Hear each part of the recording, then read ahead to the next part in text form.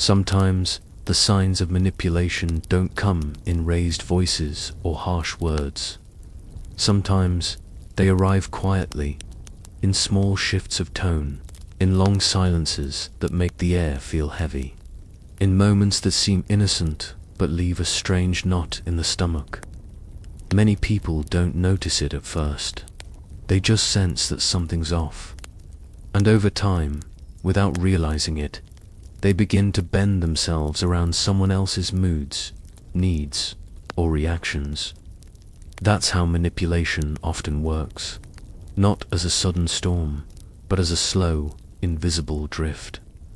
Tonight, we gently explore what that drift looks and feels like, so we can recognize it, name it, and slowly step back into clarity. I'm the Midnight Voice, and this is Wisdom While You Sleep, where each story helps you drift off a little wiser.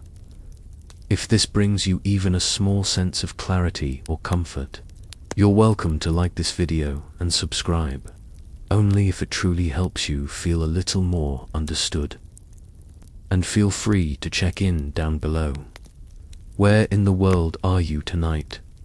And what time is it there? Settle in, and let's get started. Many people are sensitive to shifts in emotional tone, not because they're fragile, but because they care. Because they're attuned to the energy between themselves and others. So when that energy changes, when the air turns cold, they feel it. And when someone they care about goes quiet, it's natural to want to fix it, to ask what's wrong, to smooth over whatever might be causing distance. But in the hands of a manipulative person, silence becomes something else entirely. A lever, a test, a tool. They might not shout or accuse. Instead, they'll disappear emotionally, and the other person will find themselves reaching out, apologizing for things they didn't do, offering comfort they never received. They may not even realize they're trying to earn back affection they never truly lost, because it was never freely given in the first place. Over time, this kind of silence changes people. It makes them hesitant, makes them question themselves. They might replay conversations in their head, wondering if they said something wrong. They might hold back their needs, or soften their truth, just to avoid another round of withdrawal.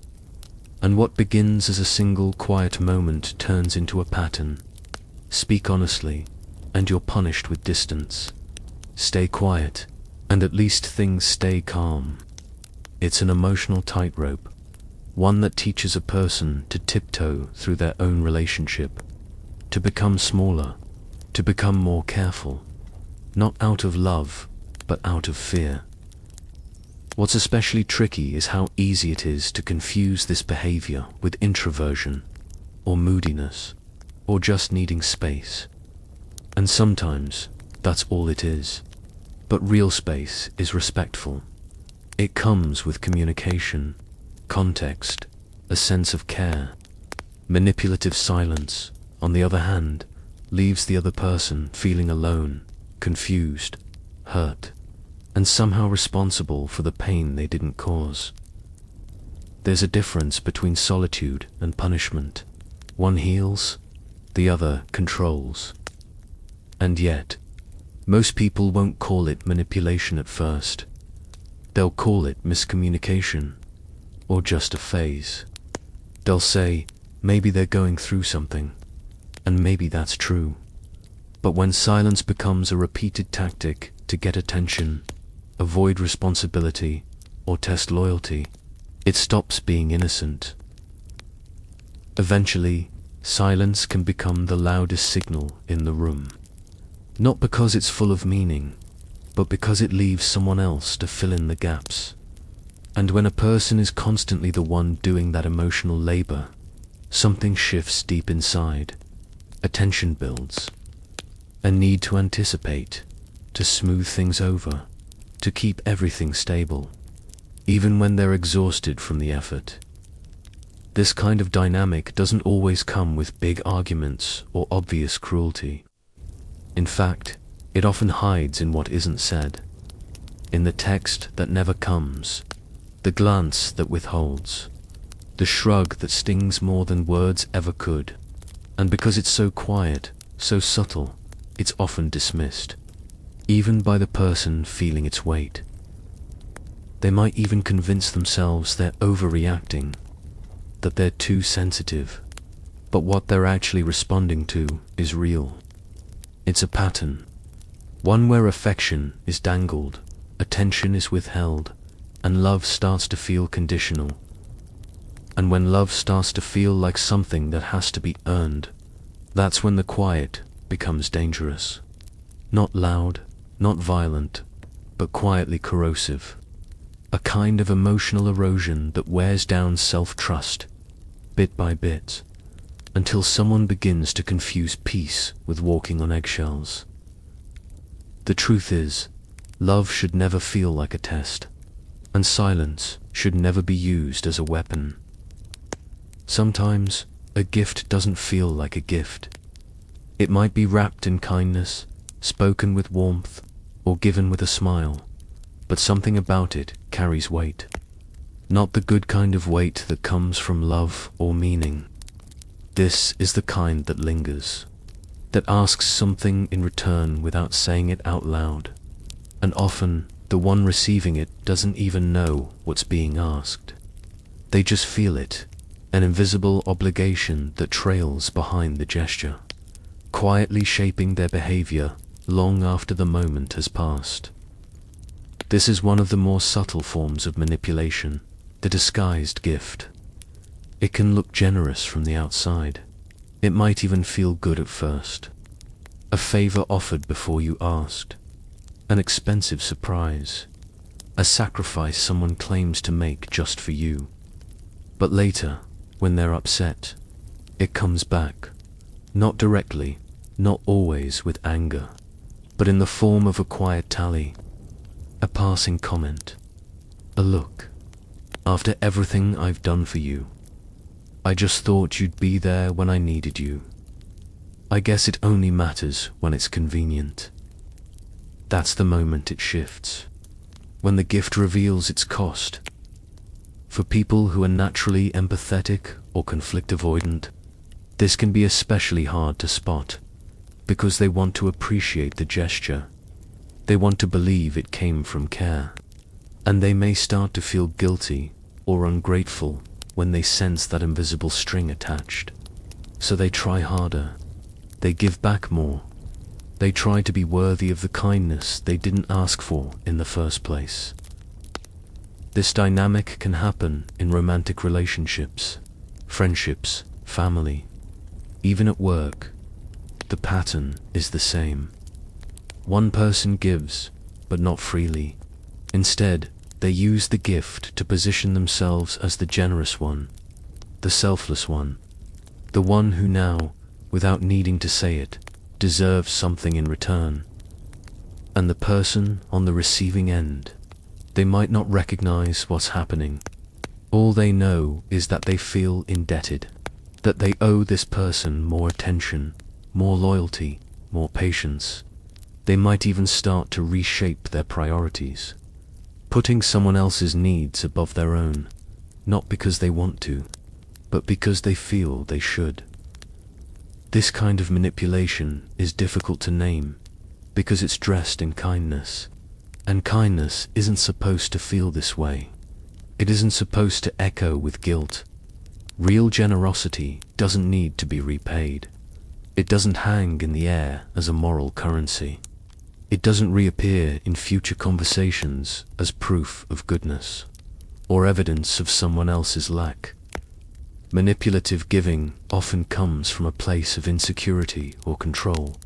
The person might not even realize they're doing it.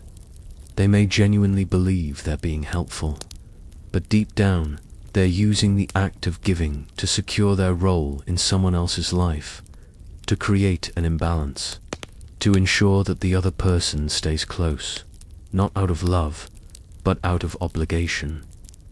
It's a quiet kind of control, and the longer it goes unspoken, the heavier it gets.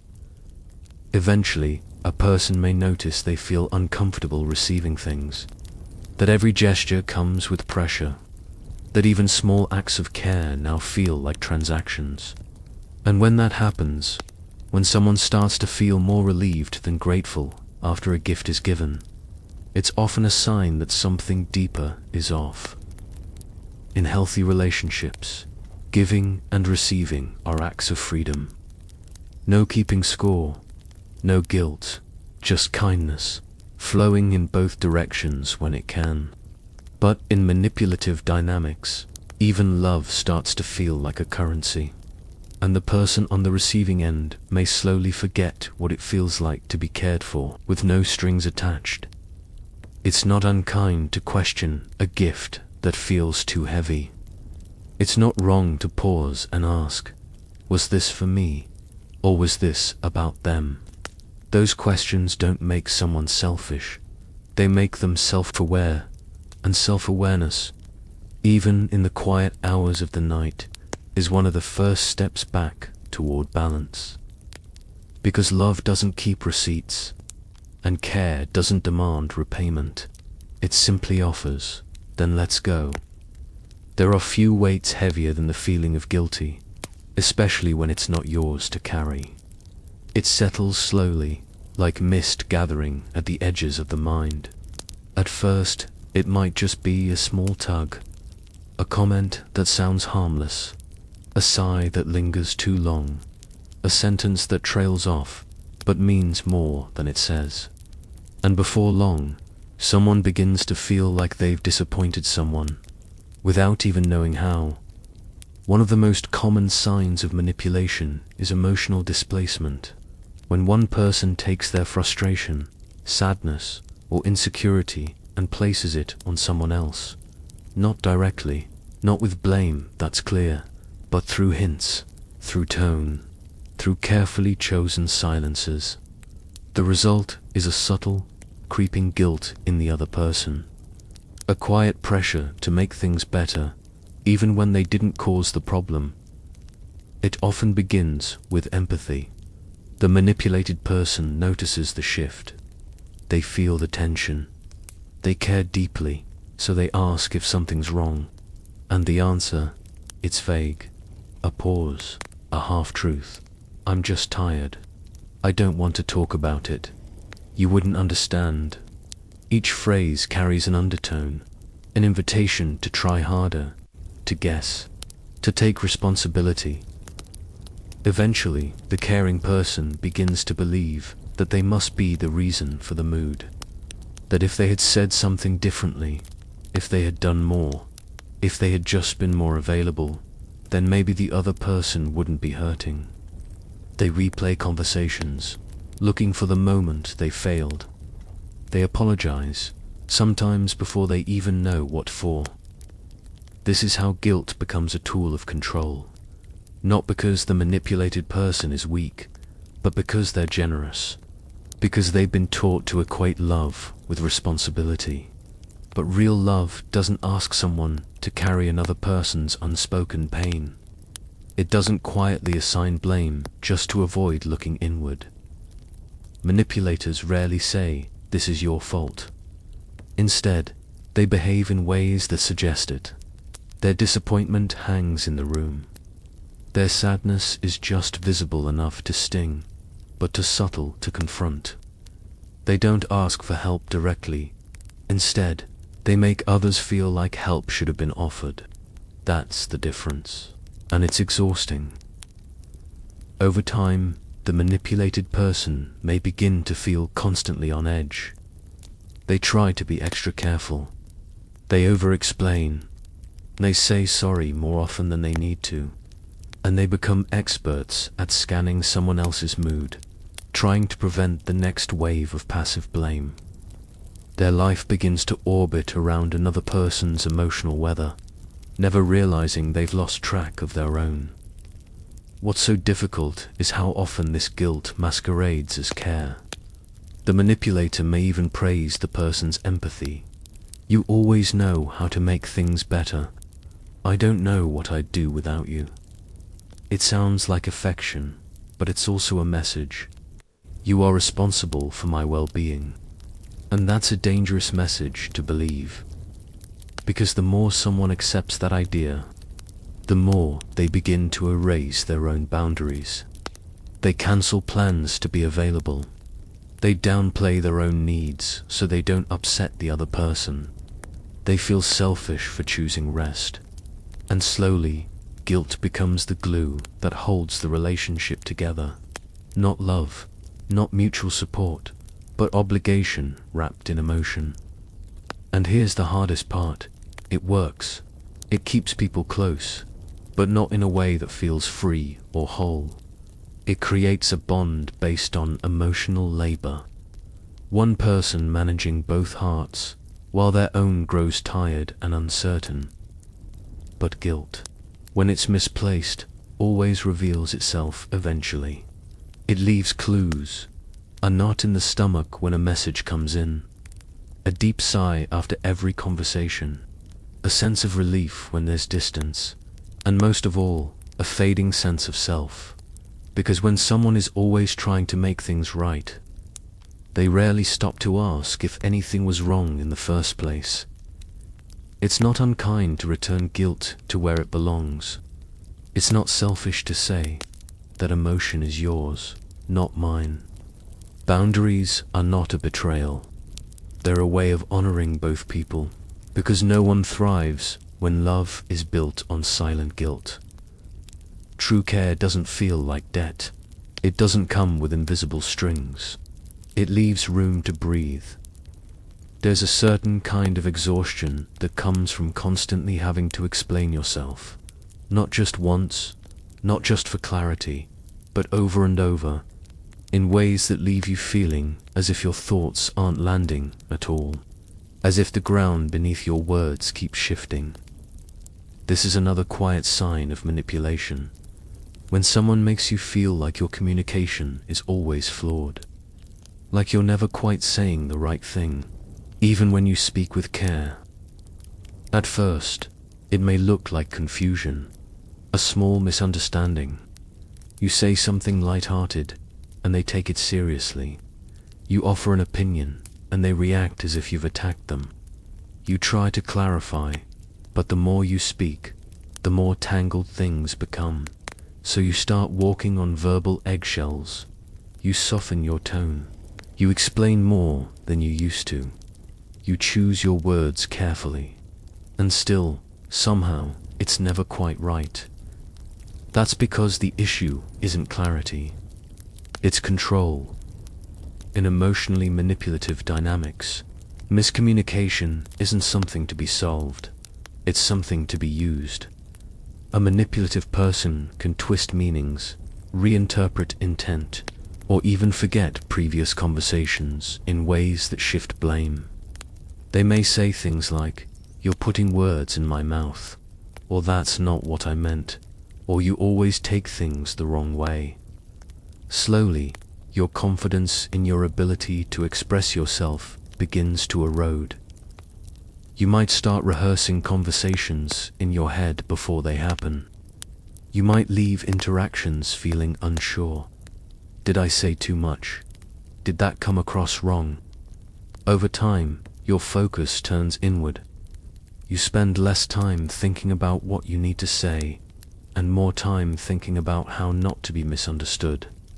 Your voice becomes filtered through fear. And yet, you keep trying. Because maybe you've been told you're too emotional, or too sensitive, or too quick to react.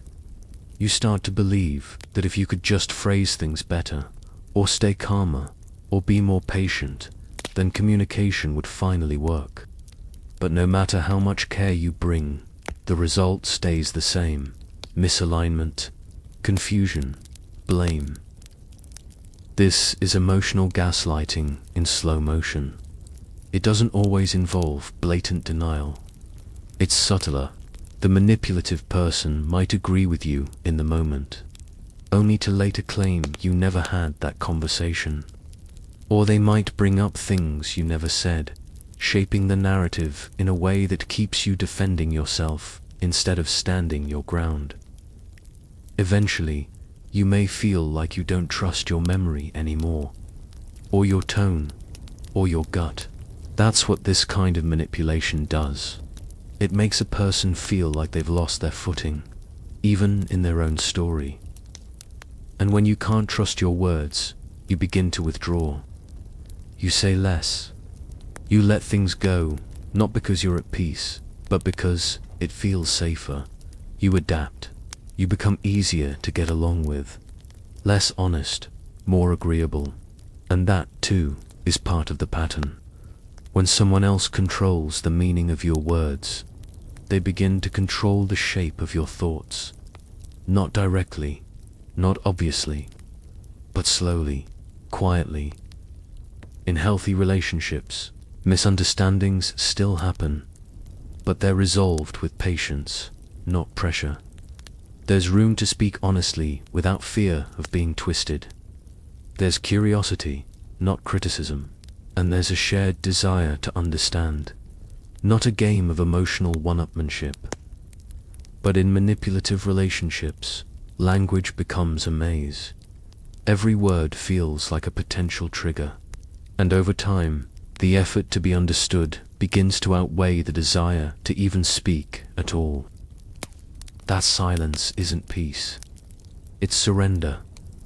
And yet, there's a way back. It starts with noticing when you're working harder than the other person to keep the conversation safe. With remembering that your memories, your feelings, your words are valid, even if someone else tries to rearrange them. With relearning how to hear your own voice again, beneath the noise of doubt. Because clarity doesn't require perfection, just honesty.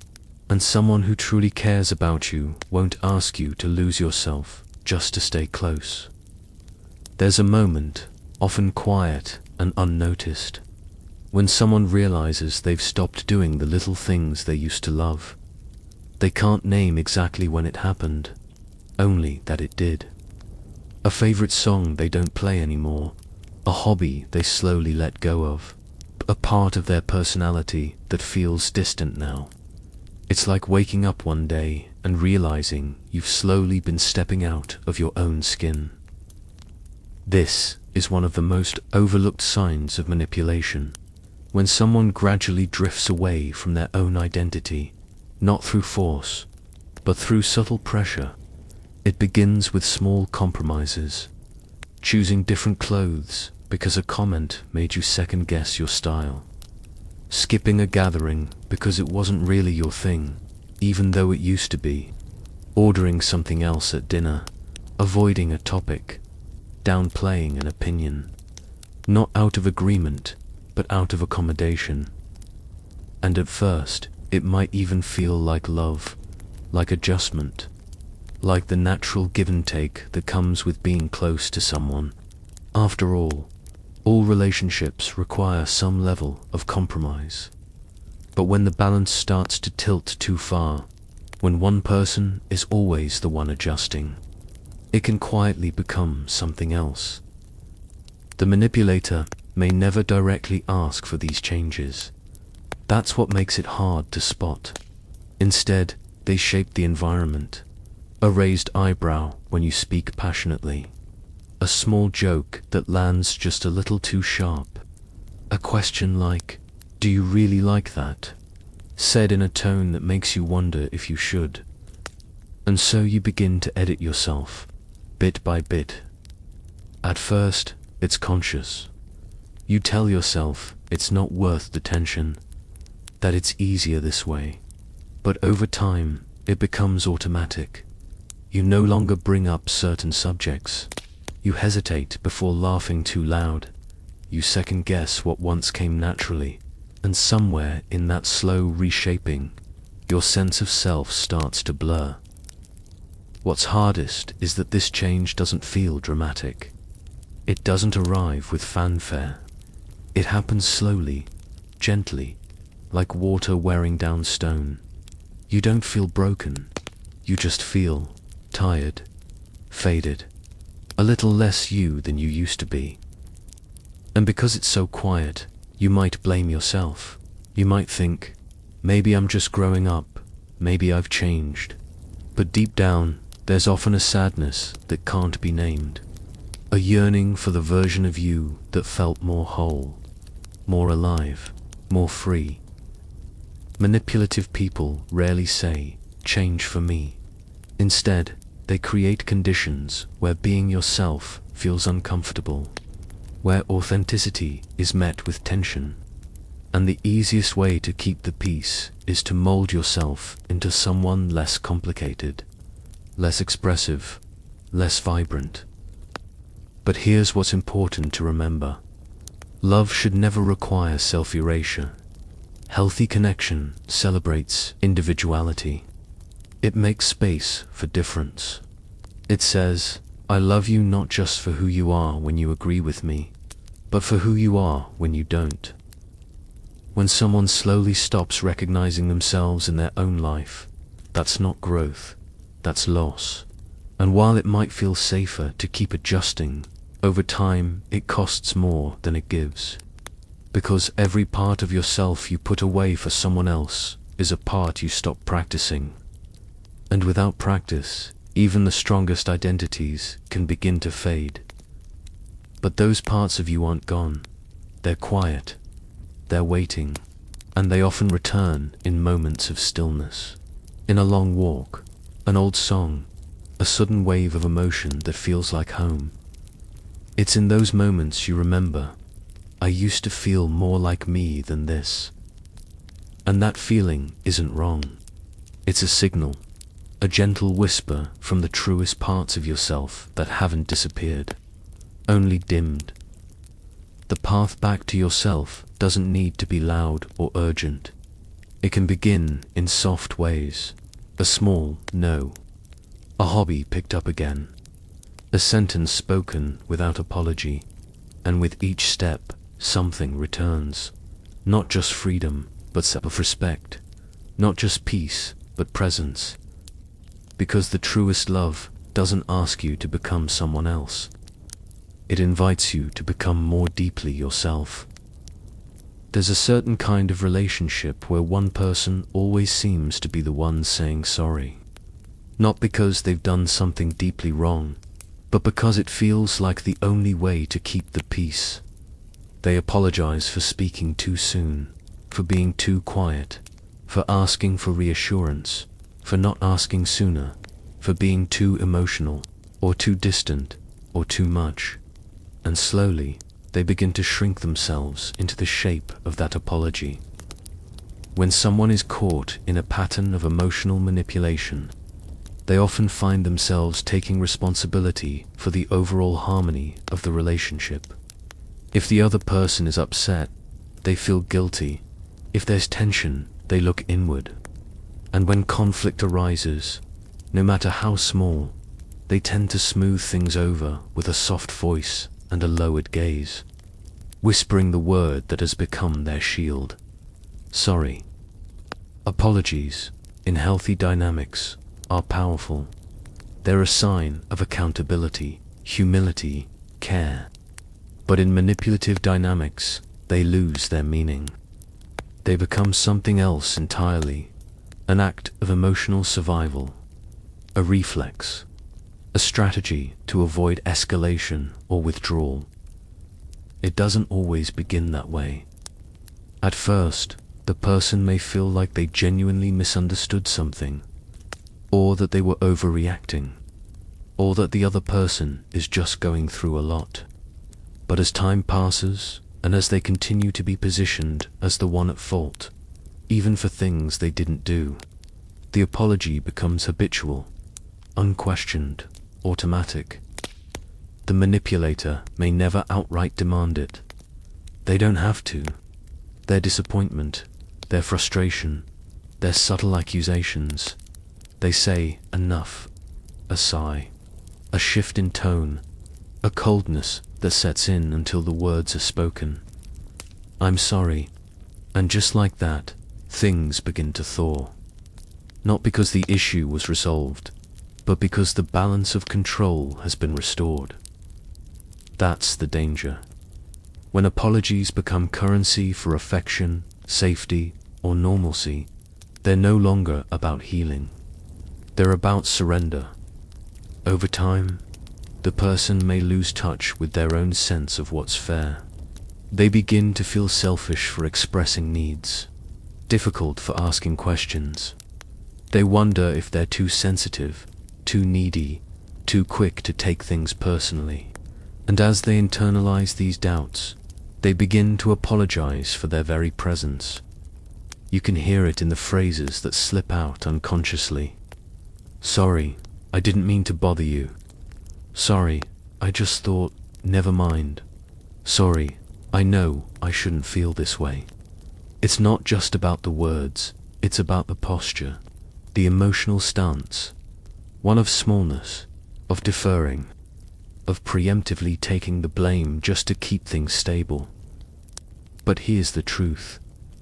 Not every emotional ripple is your fault. Not every silence is yours to fill. Not every tension is a sign that you've done something wrong. In a balanced relationship, both people carry the emotional weight together. When something goes wrong, they meet in the middle. They talk, they own their part, and they create space for each other to be imperfect. There's no keeping score, no quiet expectation that one person should always be the peacemaker.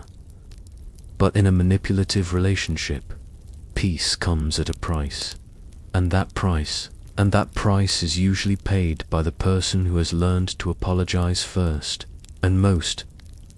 It can be hard to step out of that pattern. Saying I'm not sorry for that can feel rude. Standing your ground can feel dangerous. But slowly, gently, there comes a time when you realize that the constant apologies haven't brought true connection. They've only brought silence, control, distance. And when that realization lands, something inside shifts. You begin to notice when you're apologizing out of habit rather than sincerity. You pause before speaking. You check in with yourself. Did I really do something wrong? Or have I just learned to believe I always do? That question can open a door, and through that door is a life where your words don't always begin with an apology, where you're allowed to speak, to feel, to need, without guilt. A life where you don't have to trade your voice for someone else's comfort, because care doesn't ask you to shrink, and love never needs to be earned through self-blame. There are moments when a person knows, deep down, that something isn't right, that a relationship doesn't feel safe, or fair, or warm the way it used to, and yet, they stay. They pause before walking away. They feel a pull that makes leaving harder than it should be. It's not always love that keeps someone close. Sometimes it's the quiet thread of hope, of loyalty, of fear. A thread that's been spun slowly over time and is now wrapped tightly around the heart. That invisible thread is one of manipulation's most powerful effects, because even when someone sees the pattern, feels the exhaustion, recognizes the imbalance, they often find it hard to move, not because they're blind, but because they're human. Because people don't just walk away from connections easily, especially not when they've invested care, time, emotion, especially not when the manipulative person isn't always unkind. In fact, one of the most confusing things about emotional manipulation is how inconsistent it can be. Sometimes the person is sweet, thoughtful, even tender. They apologize, they reflect. They offer just enough warmth to make the other person doubt their own instincts. And just like that, the cycle continues. Hurt, then relief. Distance, then closeness. Coldness, then sudden affection. It's a pattern that trains the heart to wait for the good moments, and to endure the bad in between. Psychologists sometimes call this intermittent reinforcement, where rewards come unpredictably, making them more addictive. But outside of theory, it just feels like being trapped between memory and longing. between what was and what you wish it could still be. The manipulated person often carries a deep well of empathy. They think about the other person's wounds, their childhood, their stress. They see the potential, the softness that still shows up sometimes, and they think, maybe if I'm more patient, maybe if I love them better, maybe then it will change. But manipulation thrives in that maybe. It feeds on the gray areas, the what-ifs, the belief that love alone can fix someone else's behavior. And as long as that thread is intact, tied to hope, guilt, or memory, it becomes harder to leave. Not just physically, but emotionally. There's also fear. Not always fear of harm, but fear of being misunderstood, of seeming cold, of being alone, of losing the version of the relationship that once felt good. And even when the rational mind says, this isn't working, the heart whispers, but what if it gets better tomorrow? That's the thread talking. That's the pattern holding on. Letting go doesn't always begin with a dramatic exit. Sometimes it begins with a quiet shift, a new awareness, a journal entry, a long walk alone, a moment when someone sees the dynamic clearly for the first time. Not just the other person's behavior, but their own. How they've adapted, softened, apologized, disappeared. How they've been surviving something that was never supposed to be endured. And from that clarity, something powerful can grow. A boundary, a small no, a single honest sentence spoken without fear. Not as a fight, but as a reclaiming of self. Letting go is a process. Sometimes it takes months or years. Sometimes it happens in layers. Sometimes the thread snaps in an instant. But however it unfolds, it begins with one brave recognition. I deserve a love that doesn't hurt me to hold. And that truth, once it's known, can't be unknown. Manipulation loses its power in the presence of truth. Not loud truth, not shouted, just quiet, grounded truth. The kind that says, I see what this is now, and I choose something gentler. Even if the choice is scary, even if the thread still tugs from time to time. Because the more someone listens to that inner voice, the one that's been whispering all along, the stronger they become. Not hard, not cold, just whole again. And the person who once felt bound by invisible strings begins, finally, to move freely again. Not away from something, but toward themselves.